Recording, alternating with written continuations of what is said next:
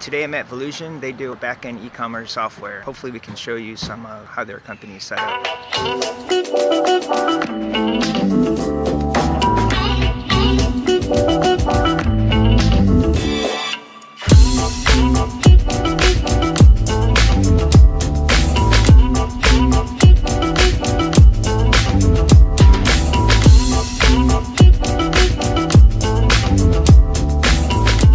Oh, the dog's only on Fridays? That's cool. So how many dogs come in? Usually around 10. Okay. Lego Fortress? Well, That's their office? Yeah. That's cool.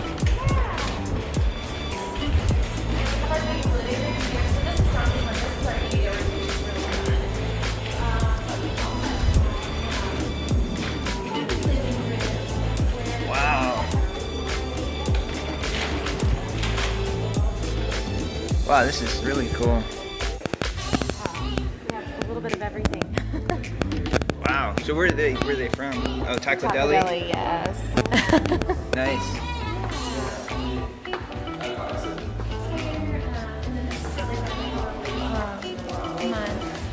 Oh, you recognize the... That's nice. So we've been up to 7 years this month. I celebrated 8 years last month, so that was pretty exciting. Wow, you're an old timer. I'm old timer.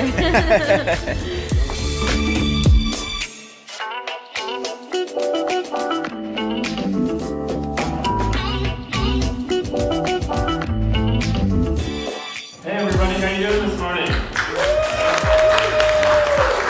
I'm super excited about our customer spotlight today. We've got a great founder startup story from the founder of Oransi. Are you excited?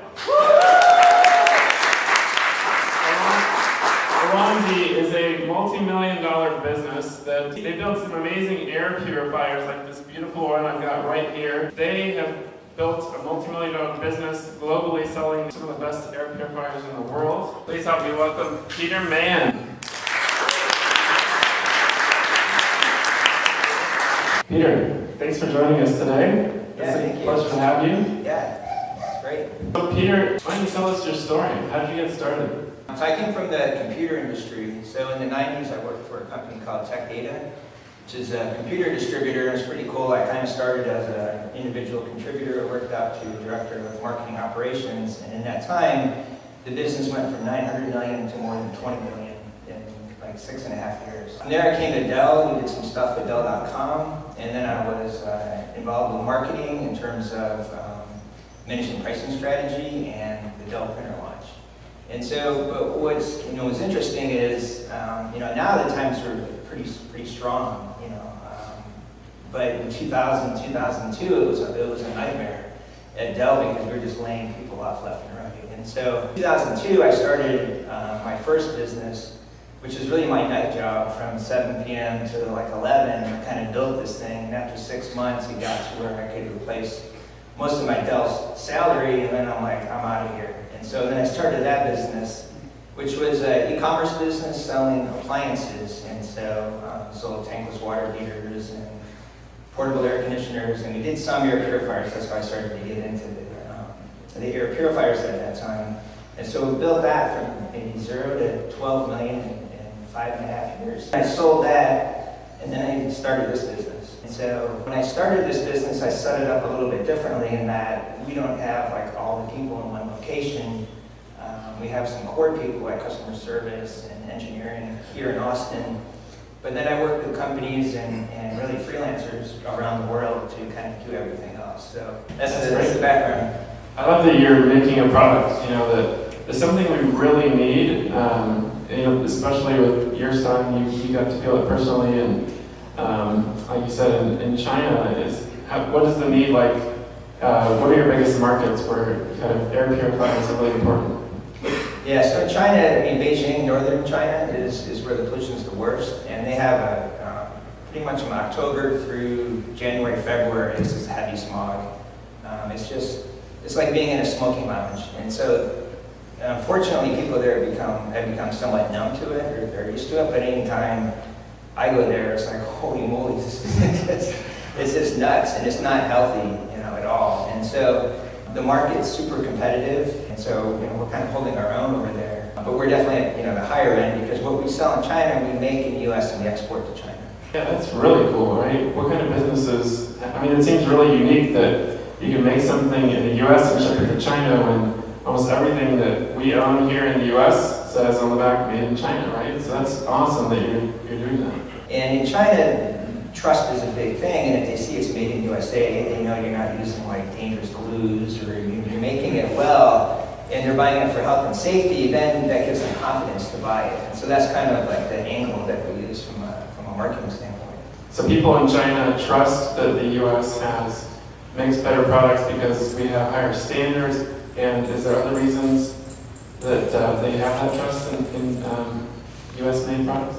Yeah, I mean, it's like if you look at what's selling in China, where they have like a big import business, it's like baby food, and it's just stuff like they're concerned that if it's made in China, may or may not be authentic, or may not be totally safe or tested, and they know the U.S. has higher testing standards, higher safety standards, and higher quality standards overall, and so that it's just an inherent trust that comes in. Where did you get all this heavy equipment?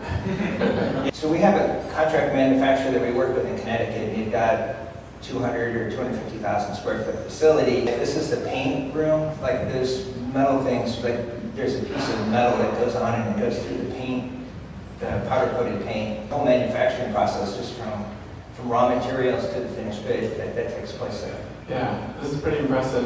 To create something this advanced. Next question, is that your cat? No, that's an Instagram influencer that he sends a product to, and she really likes it, and she keeps posting stuff, which is awesome. That's the other thing is like with marketing and e-commerce, it's really changed. Like back in the mid to late 90s, our company distributor first came out with the website. It was like so awful, and we did emails, and like people actually read emails and responded to emails, and now it's so different with Instagram influencers and Facebook, and it's just constantly evolving. So to me, that's what's so interesting. It's not, you just can't stick with like what worked in the past. You have to kind of adapt, and figure out what works for you. Now, social media would probably ask a question like this, but is it possible for cats to have allergies? And is that why the cat is sitting next to the air purifier? If anyone would know, it's probably you. Well, what's interesting is when I started this, it was because of my son's asthma. I've come to realize people buy these for a lot of different reasons. I mean, people buy them, it's like a lady with birds in Florida that needs it. There's people in like New York City that their neighbor smokes and it comes into their apartment. There's, because you can see what people search for. It's like, does this work for weed smoke? And this, it's like, holy moly, I didn't anticipate this. Or we're selling it to people that are like have grow houses. I'm like, what are you growing? So maybe they're buying it for their cat. I wouldn't surprise me. It's like, cool. So let's take some more questions. They might be better than mine.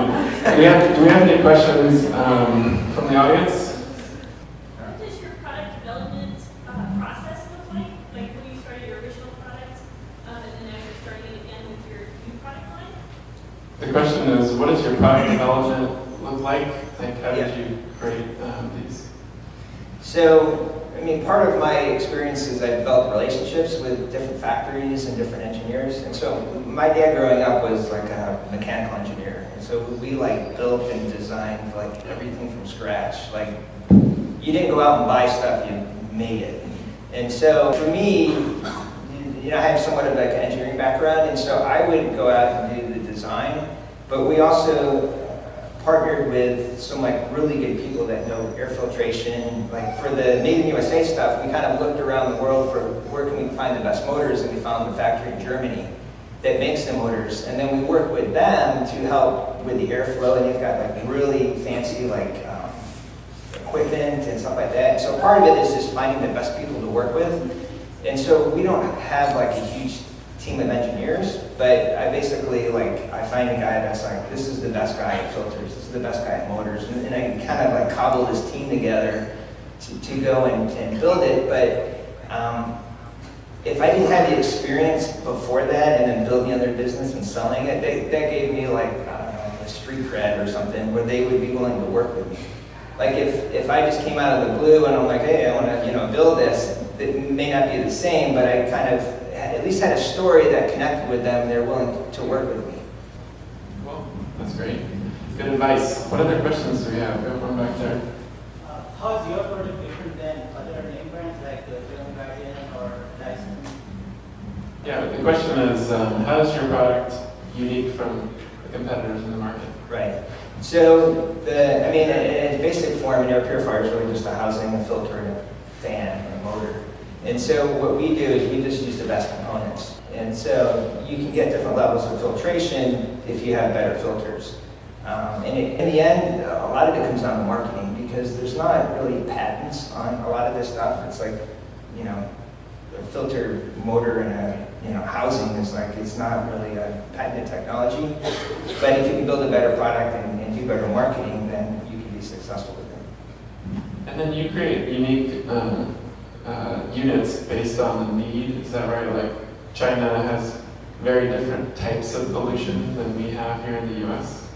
Yeah, they have, it's outdoor pollution, but they also have a big problem indoors with formaldehyde because it's in the drywall, it's in the flooring, it's in, like when they do remodeling in China, they've done testing and it takes a year or more to get to a safe level. So I can't imagine what it's like, it's a carcinogen.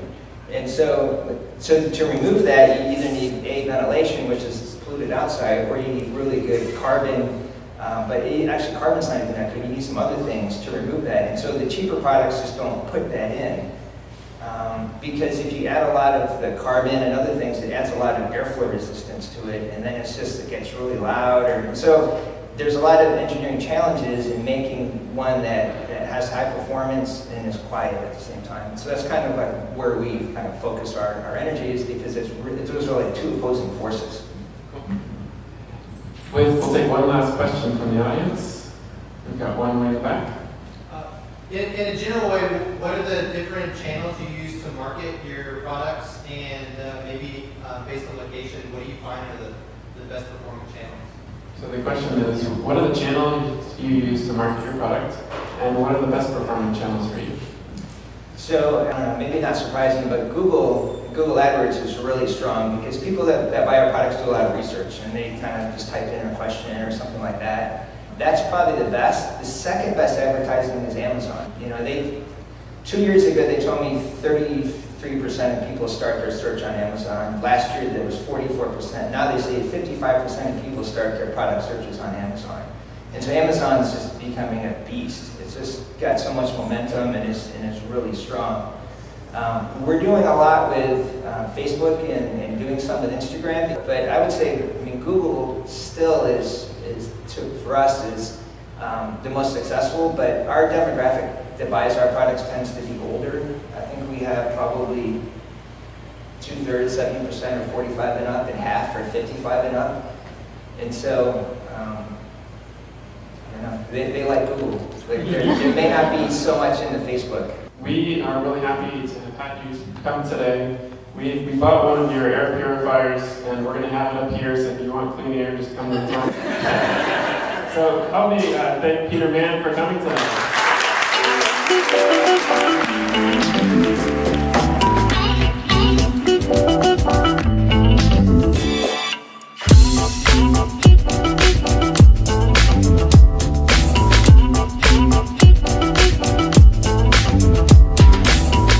Just finished. It was supposed to be maybe a 15-minute meeting. Turned into, I think I was here almost 2 hours. Really excited. Spent a lot of time with Kevin, the CEO of Volusion.